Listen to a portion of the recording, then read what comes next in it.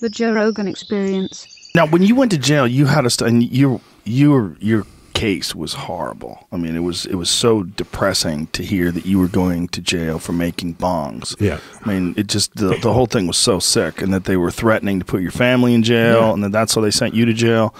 You couldn't smoke pot for a while after that, right? For years. How long? Probably 3 years. Because you're on probation. Probation, pre-probation, before you went to jail, pre-trial. Because if you get caught, then you end up getting tortured. Well, the whole time I was there, 9 months I was there, I couldn't smoke. They tested me all the time. They tried to catch me, and they had nothing to catch. And then a year after that, I was on probation, and I never smoked. I can quit. I got willpower.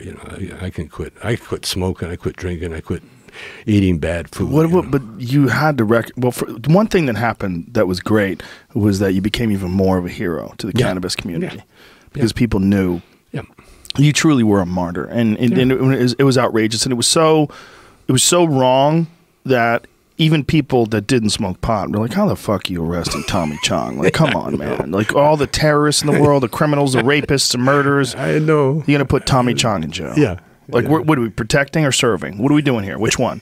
Which one is that? Yeah, they were just showing off. Showing off. But once I got Setting in a there, message. I was in there with a lot of people that were unjustly incarcerated. I was in there with the orthopedic surgeon for the Rams, and he had been in a tax.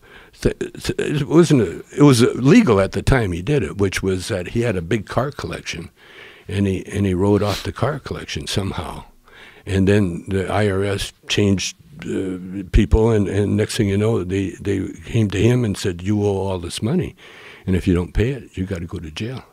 And he couldn't pay it, so he went to jail. Oh. He's the orthopedic surgeon. He's like super straight, one of the straightest guys I ever met. And there was another guy that figured out the OJ tax scheme.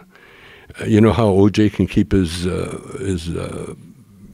money from the pension NFL? Because he's in Florida. Yeah, well, it's a law a loophole that allowed OJ to keep his taxes. I mean tax-free money. And so this accountant figured out how to do it, and he started getting rich people so they didn't have to pay taxes.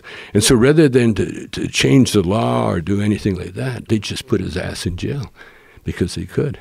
And they put him in there for a year. And he wasn't doing anything illegal? Nothing illegal.